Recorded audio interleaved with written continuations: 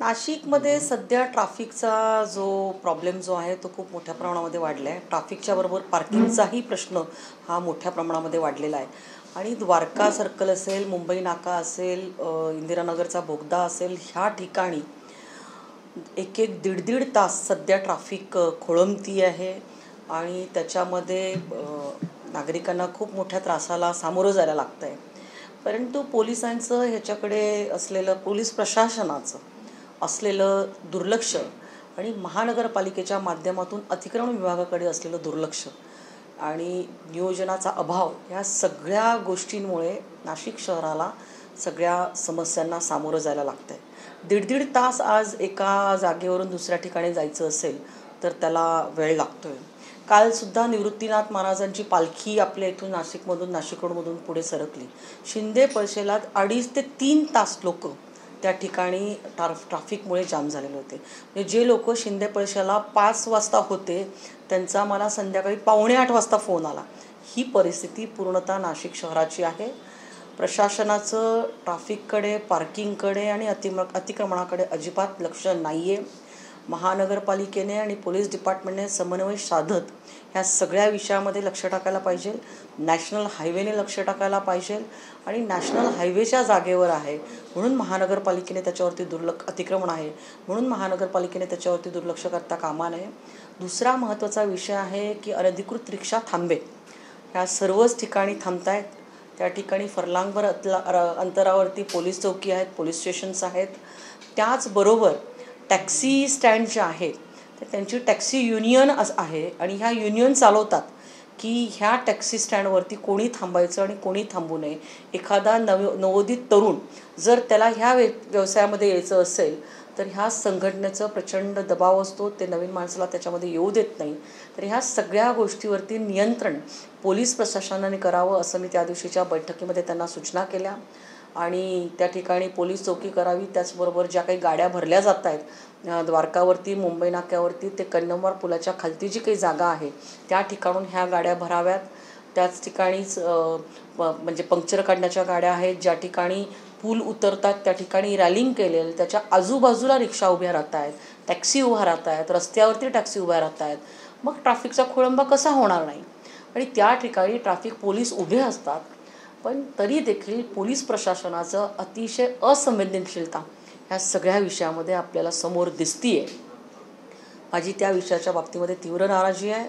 आणि दुसरं, नाशिक महानगरपालिकेचं असलेलं अतिक्रमण विभागावरचं दुर्लक्ष, ज्याच्यामुळे आज नाशिक महानगराला अतिशय बकाल स्वरूप प्राप्त झालेलं आहे. बरं, शहरात राहणारे लोक ह्या ठिकाणी अतिक्रमण करतायत असा भाग नाही. कोणी UP, बिहार, वेगवेगळ्या राज्यांमधनं येत आहेत आणि ते नाशिकमध्ये आश्रय घेत आहेत, ते अतिक्रमण करत आहेत आणि या गावाला बकाल स्वरूप करत आहेत. त्यामुळे ह्याच्यावरती पोलीस प्रशासनाने आणि नाशिक महानगरपालिकेने संयुक्त कारवाई येणाऱ्या 3 ते 4 दिवसामध्ये करणं हे अपेक्षित आहे. काल देखील द्वारका सर्कलवरती ट्रॅफिक जाम झालेली होती. त्यामुळे एकूणच ज्या ठिकाणी ट्रॅफिक जाम होती त्या ठिकाणी आपल्याला 1-2 पोलीस आपल्याला कॉन्स्टेबल उभे राहिलेले दिसतात. पोलीस कॉन्स्टेबलवरती प्रशासनाने फक्त ह्याचं नियोजन जे आहे ते सोडून चालणार नाही आहे. ह्याच्यामध्ये ट्रॅफिक डिपार्टमेंटच्या माध्यमातून किती वेळा बैठका झाल्या, त्यांनी काय कारवाई केली, ह्या सगळ्याच गोष्टींची उत्तरं निरुत्तर होत आहेत.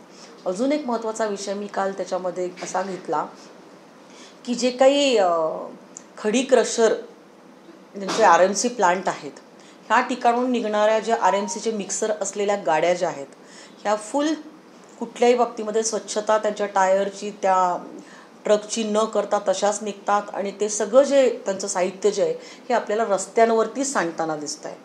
आणि नाशिक महानगरपालिकेकडे मेकॅनिकल झाडू आहे, त्याच्या माध्यमातून हा सगळा कचरा उचलला जातो. पण सातत्याने रोज ह्याच्यावरती ह्या RMC प्लांटच्या ट्रकच्या जो काही क्रशरच्या गाड्यांचा जो कचरा जो आहे, खडी जी आहे ही रस्त्यावरती पडते. त्याच्यामुळे नाशिक महापालिकेचे रस्ते खराब होत आहेत, हवेचं प्रदूषण वाढतं आहे आणि 2 चाकीवरून जाणाऱ्या नागरिकांना त्याचा प्रचंड मनस्ताप आणि त्रास सहन करायला लागतोय. खूप मोठ्या प्रमाणामध्ये आजार वाढत आहेत.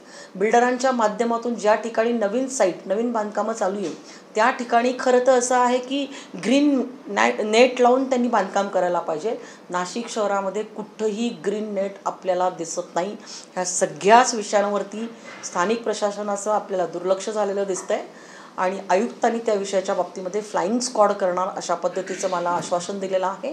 आणि या फ्लाईंग स्क्वॉडच्या माध्यमातून मी त्यांना बांधकाम व्यावसायिक त्याचबरोबर ह्या सगळ्या जे RMC प्लांट्सचे जे लोक आहेत त्यांच्या देखील बैठका घ्यायला सांगितलेलं आहे. ते जर बैठक घेऊन तर ह्याच्यावरती जर आपण नियंत्रण आणलं तर नाशिक महानगरपालिकेचा जो एअर पोल्युशनचा इंडेक्स जो आहे हा खूप खालती येऊ शकतो आणि त्याच्यातून नाशिक शहराच्या नागरिकांचं आरोग्य देखील जे आहे त्याच्यामध्ये सुधारणा होऊ शकते. आपण बघतोय की सातत्याने सर्दी असेल, खोकला असेल अशा आजारांनी आपले नागरिक, दम्याच्या आजाराने, ॲलर्जी प्रॉब्लेम्सने आपले नागरिक आजारी पडत आहेत. पण त्याच्या बाबतीमध्ये वैद्यकीय विभाग असेल किंवा नाशिक महानगरपालिकेचं प्रशासन असेल यांचा कुठेही समन्वय दिसत नाही आहे. नाशिककर खूप सहनशील आहे आणि त्यामुळे त्या सहनशीलतेचा अंत तर प्रशासन बघत नाही ना असं मला वाटतं. आज मंत्री महोदयांनी पण पोलीस आणि प्रशासनावरती त्यामध्ये प्रामुख्याने महापालिका करते लोकप्रतिनिधी मंत्र्यांची ही जे हतबलता आहे असं म्हणता येईल.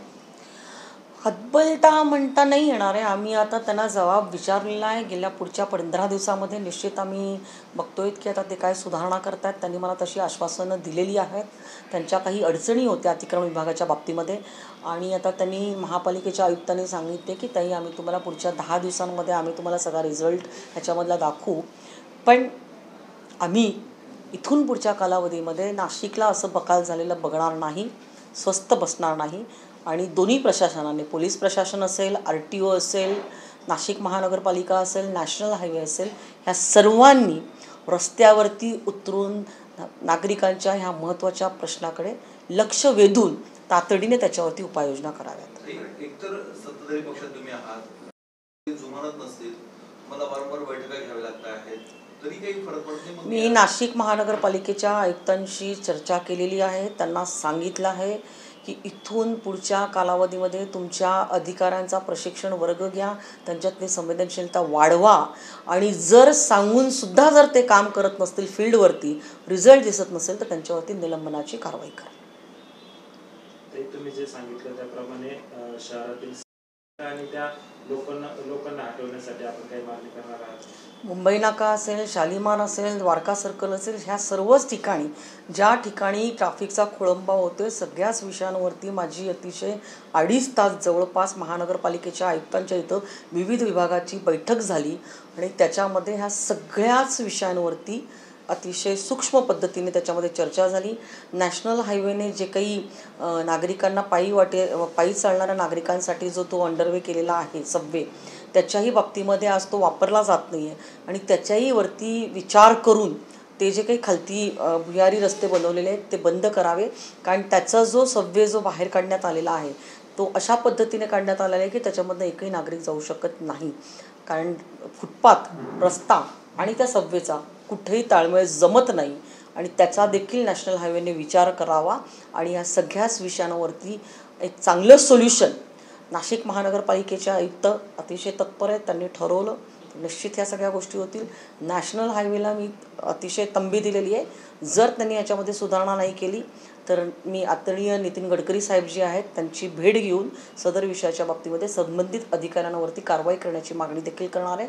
आणि पोलीस आयुक्तांनी जर ठरवलं तर ते निश्चितच ह्या शहरामधला ट्रॅफिकचा आणि पार्किंगचा आणि ह्या सगळ्या गोष्टींचा प्रश्न जो आहे ते अतिशय चांगल्या पद्धतीने सोडवू शकतात असा माझा विश्वास आहे. तुम्हाला असं वाटतं की महापालिकेत सत्ता नाही, प्रशासक आहेत आणि त्यामुळे हे हो, निश्चित स्वरूपामध्ये महानगरपालिकेमध्ये नगरसेवक असले की सातत्याने होणाऱ्या महासभामधून त्याच्यावरती अधिकाऱ्यांवरती एक नियंत्रण ठेवलं जातं आणि त्या भीतीपोटी तरी अधिकारी जे आहेत हे ह्या विषयाच्या बाबतीमध्ये आपल्याला काम करताना दिसतात.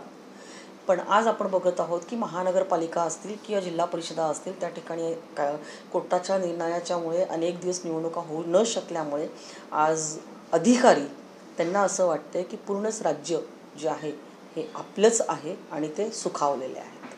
काही आधुनिक मुद्दा आहे. नाशिक शहरात काही ब्रिज आहेत, फ्लायओव्हरवरना वरतून सुद्धा अनास्था आहे नाशिककडे. म्हणजे वरचे लोक सुद्धा हे करतात दुर्लक्ष, कारण गेल्या अनेक वर्षांपासून ही मागणी आहे, प्रस्तावित आहे, अजून मंजुरी मिळत नाही. तो जो द्वारका सर्कलवरचा जो ब्रिज जो आहे त्याला मान्यता माननीय आदरणीय गडकरी साहेबांनी दिलेली होती परंतु निओ मेट्रो जी त्या मार्गावरून जाणार होती आणि म्हणून त्यांचं नियोजनाचा एक भाग म्हणून तो जो पूल जो आहे हा मागे ठेवण्यात आलेला होता. परंतु मी गडकरी साहेबांच्याकडे आता वेळ मागितलेली आहे. निश्चित स्वरूपामध्ये त्यांची भेट घेईल आणि जर मेट्रो होणार नसेल तर त्या ठिकाणी उड्डाणपुलाची खूप आवश्यकता आहे आणि तो उड्डाणपूल करण्यात यावा अशी मी मागणी करणार आहे. निओ मेट्रो मला असं वाटतं की सध्या तो प्रकल्प बारगळलेल्या अशीच परिस्थिती वाटते आहे आणि पुढच्या कालावधीमध्ये शासन मला असं वाटतं की इतर काही पर्याय जो आहे त्याचा विचार करू शकतो आहे. सुधाकर बडगुजरांच्या प्रवेशाच्या बाबतीत नाराजी आहे, अनेक लोक माझा विषय नाही. काल हे बोलले उदय सामंत शिंदेसेना होणार आहे. नाही, ह्या सगळ्या विषयाचा निर्णय जो आहे तो वरिष्ठ पातळीवरून होईल आणि वरिष्ठ पातळीवरून जो काही निर्णय होईल त्याचं सर्वच पक्षाचे पदाधिकारी आणि कार्यकर्ते स्वागत करतील. भाजपची ताकद मोठी आहे नाशिकमध्ये. जर अलायन्स झालं तर कार्यकर्त्यांना संधी मिळणार नाही असे एक सूर निश्चित स्वरूपामध्ये स्थानिक स्वराज्य संस्था ह्या स्वतःच्या स्वबळावरती लढवावं अशी कार्यकर्त्यांची मागणी आहे आणि पुढच्या कालावधीमध्ये राज्याचे नेतृत्व काय निर्णय घेतात ह्याच्याकडे आमचंही लक्ष आहे. काल काहीतरी 35 पदाधिकाऱ्यांनी माजी पदाधिकाऱ्यांनी राजीनामे दिले. कोणाच्या? भाजपच्या शहराध्यक्षांचे असंतोष वाढलाय, पक्षात अस्वस्थता आहे असं वाटतं का आपल्या स्थानिक? पक्षामध्ये अस्वस्थता आहे असं मला काही वाटत नाही आहे आणि शेवटी कुटुंबामध्येही कधी कधी कलह होत असतात. भारतीय जनता पार्टीमध्ये कुठलीही अस्वस्थता नाही आहे. सध्या निवडणुका लांबणीवरती पडलेल्या आहेत त्यामुळे कार्यकर्ते आता निवडणुकीची वाट बघत आहेत आणि तोही निवडणूक आपण बघतोय की ती घोषित झालेली आहे. प्रभागाच्या रचना करण्याचं काम सुरू झालेलं आहे. लवकरच निवडणुका होतील. भारतीय जनता पार्टीमध्ये अनेक लोक येण्यासाठी इच्छुक आहेत.